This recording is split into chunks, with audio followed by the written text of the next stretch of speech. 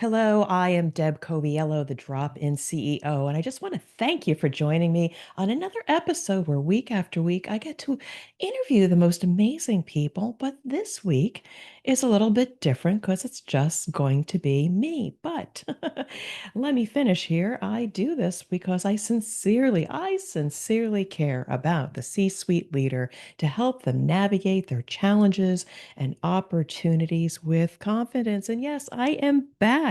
Not that I left you guys, but honestly, it's been a while since I've had a direct conversation with you. I have so enjoyed all the C suite leaders, experts, CEOs that I have had a chance to interview. But I got to thinking, and that is the theme of this episode is about pause and reflect. So I think a lot. I do talk, but I do think a lot as well. And I just needed to come back and start having conversations with you. And again, I will occasionally have amazing guests on the show, but we're going to change things up a little bit because this is what I want to do. I want to talk directly to you.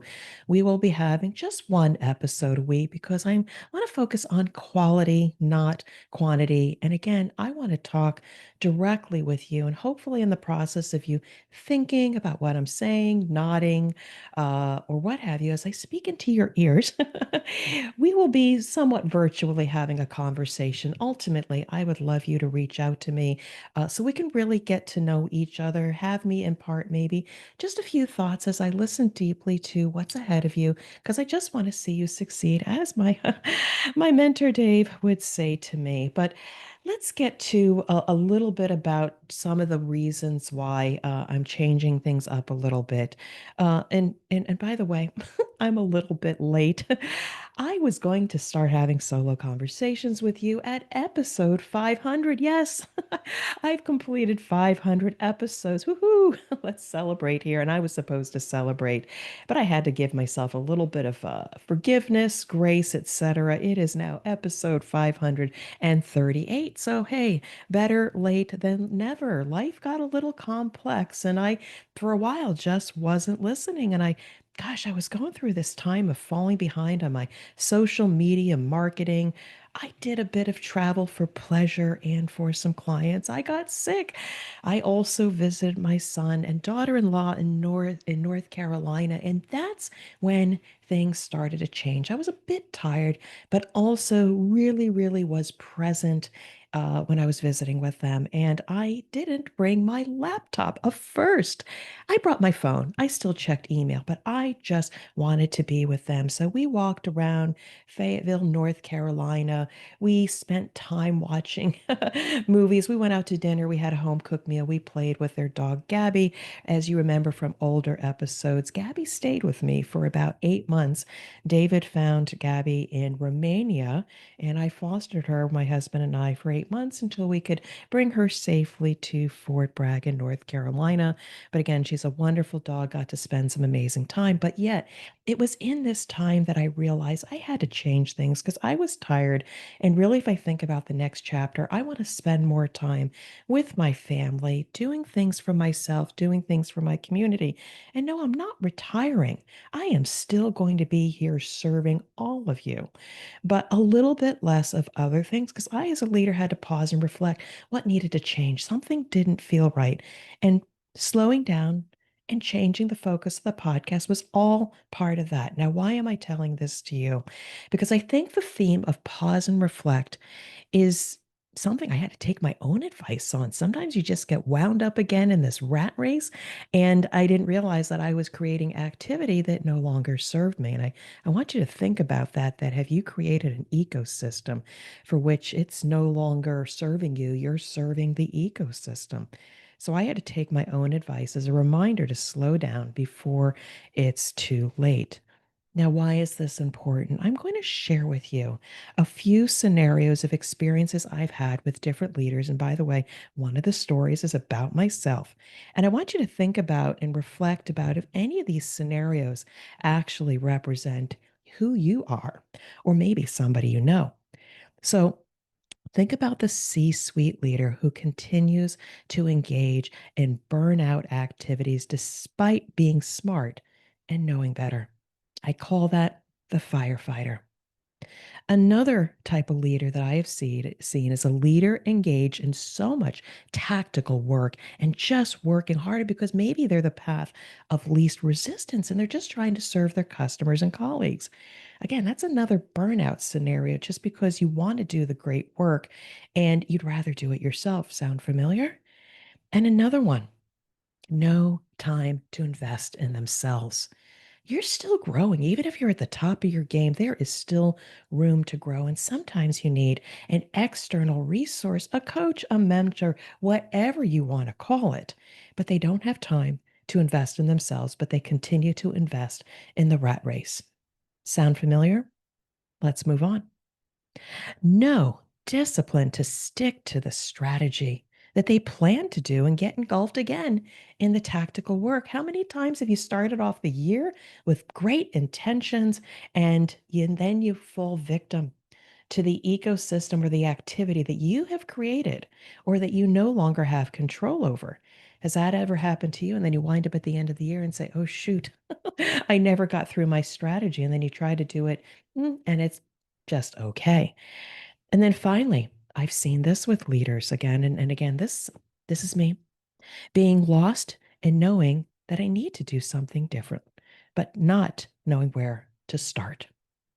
And again, I'm wondering if those really resonate with you. But the reason why I'm telling this to you is because life is too short and there are better ways to lead others. And you need to lead differently, especially if you want to show up for your family, yourself, and your community.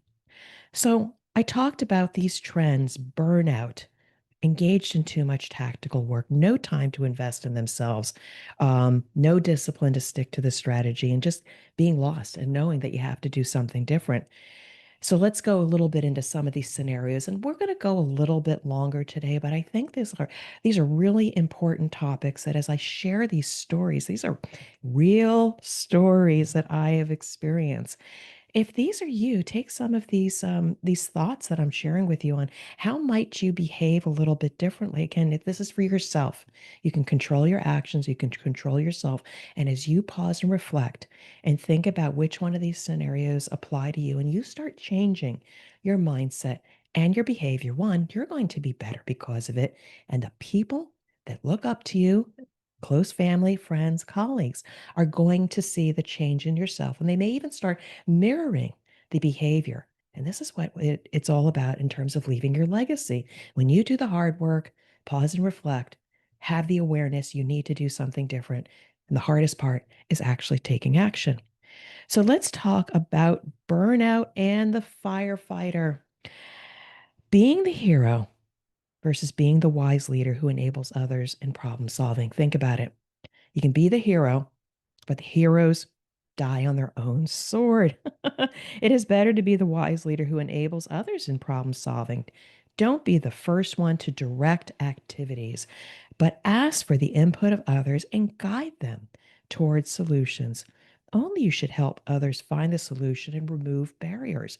That's your role as a leader. Now, mind you, there are situations where you may be in the middle of a crisis where giving direction to mitigate the extent of the crisis, yes, you need to go into firefighting mode. But sustaining that is not sustainable. Again, you're going to wear yourself out. You may get that adrenaline rush. I have solved world hunger and all of that.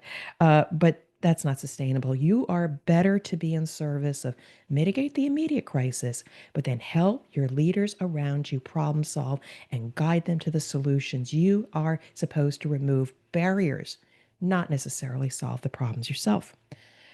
Let's go on to the next one because I want you to also think about yourself. So, this particular leader that was in my care was excellent at doing the tactical work, and she was working really, really, really hard and complaining about others that weren't doing their job. But because she cared so much about the customers, let me just do it. And what we learned over time was that she may not have had the best decision quality or looking at the bigger picture of what did we need to solve so that she didn't have so much tactical work to do and focus much more on the strategic, proactive work of working with the customers versus just reacting. And we found that by analyzing the different kinds of work she was doing, we identified using the Eisenhower matrix of, what should she do herself? What should she delay doing, scheduled for the future? What can she delegate to somebody else that maybe wasn't doing their job? Or what can you just disregard because maybe it was no longer value added? And I will say, systematically, as we moved through all of that, we got her more resources, we moved responsibilities to the right place.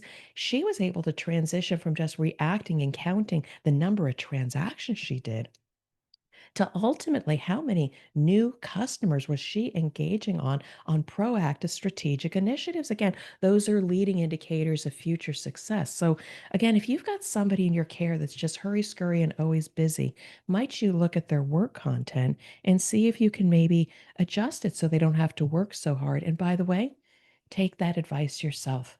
Look at everything that you are doing and analyze it.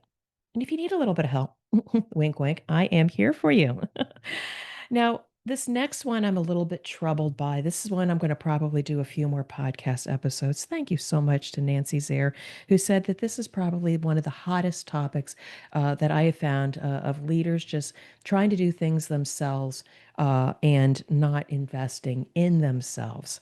Again, they doing everything themselves and not investing in themselves. And quite frankly, with this, what I thought was a potential client of mine, I'm really at a loss because several times they even approached me that they wanted to work with me and they never took the action. And I'm kind of sad. I mean, I kept in touch with them, hoping that, they would come to a place, okay, now we need to work together because they were ascending up the corporate ladder and they knew that they had to make bigger and bigger decisions and just needed somebody to talk to. But each time I reached out kindly, asking permission, do you still want me to stay in touch with you? Ultimately, they just stopped responding, and I'm a little bit sad. And I cannot control that. All I can do is control putting myself out there to you to potentially help you. But my message here is you need to invest in yourself, even if you're at the top of your game. Investing in yourself 2%, 5%, just a little bit each day, whether it's your well being, your mindset, etc. Just read a book, listen to a podcast like mine, wink, wink again, take a walk and think or not think. And I'll actually say that's what I've been doing a lot lately is not thinking. Because when you not think, then you can just kind of free up your mind. You can let the mind rest, or maybe new thoughts come into your head versus constantly consuming information.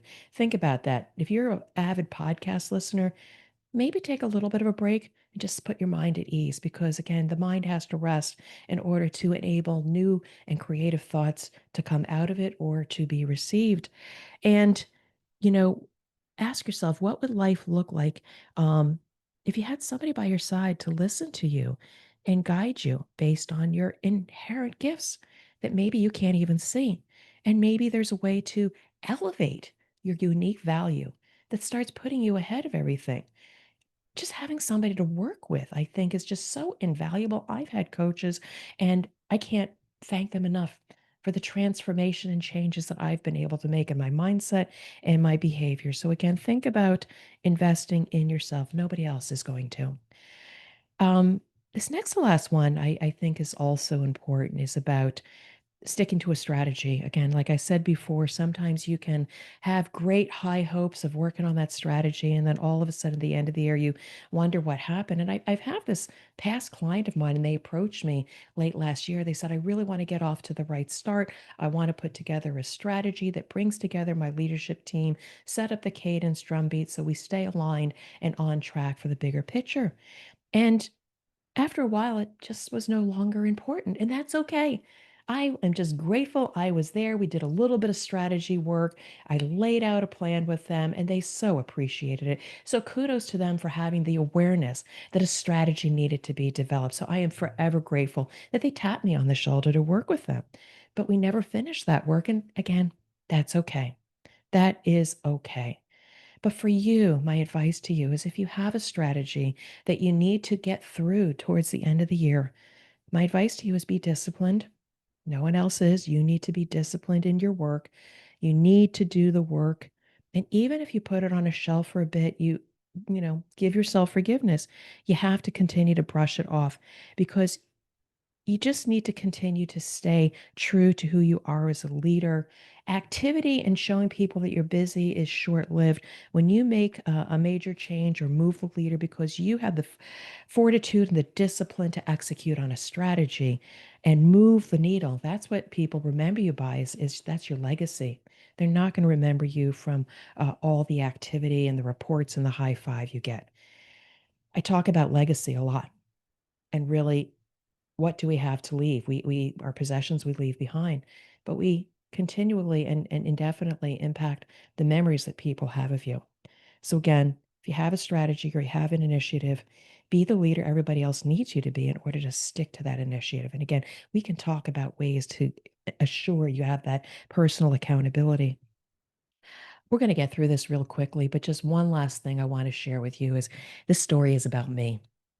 I was once that leader that I was lost and I knew I needed to do something different, but I didn't know where to start. And I will say that my best friend became that whiteboard.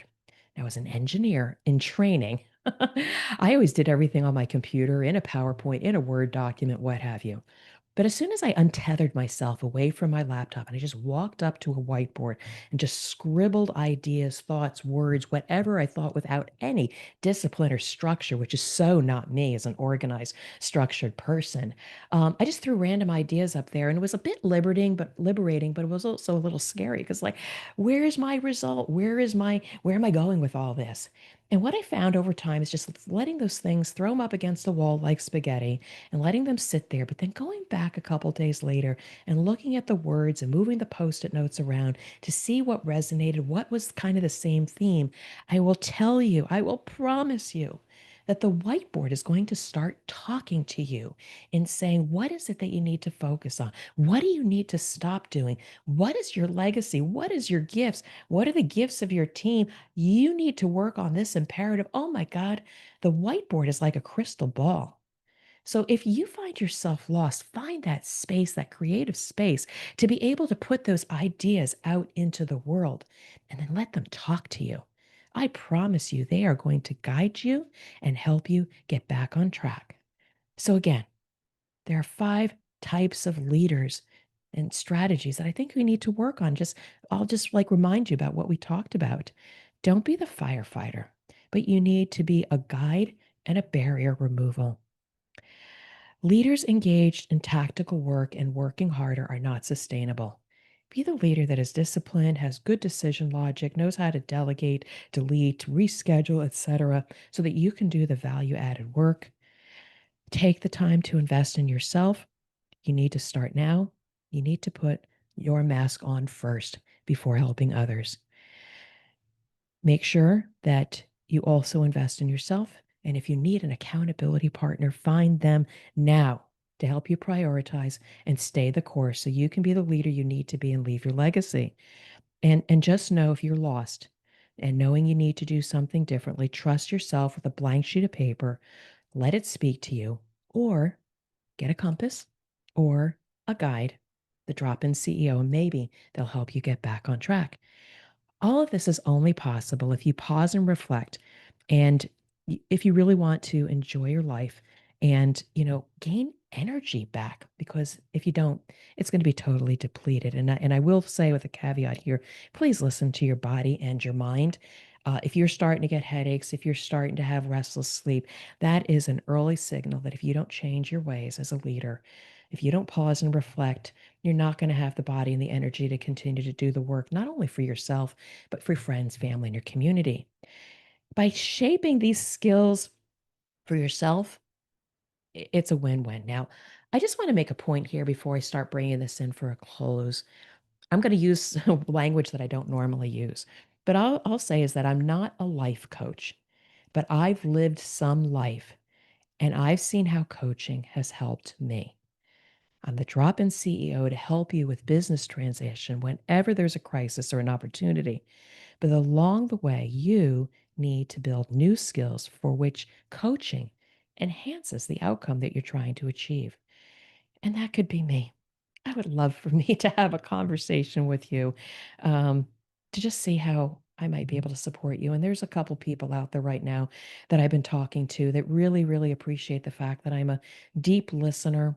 I can see them for what they cannot see. I see their gifts, their opportunities, and I reflect back what I see. And in the process of just being a deep listener, and perhaps the tone of my voice is soothing and calming and gets through to them. They have found great value in me being their coach or potentially their coach. And I would love to do that for you. But again, I'm going to bring this to a close. Episode 538. Finally, I show up for you. And this is not the last of it. We're going to continue to do solo episodes for a bit now. But I just want to say thank you for joining me for this episode. I want you to join me again. And it is a gift. I want you to visit my website, dropinceo.com/gift. And if you go to that location again, dropinceo.com/gift, you will find a free gift for you. It's chapter one of the CEO's Compass in PDF or audio version. And I've also curated a few of my favorite podcast episodes that you can just download as a bundle just to listen to and gain additional insights, get a feel for, some of the past guests I've had and even an episode that I'm particularly fond of. Again, dropinceo.com/gift. I just want to give that to you because I sincerely care about seeing you succeed. So again, thank you again for joining me on another episode. And I just want to say, I want to wish you well and much success. And we'll see you on the next episode.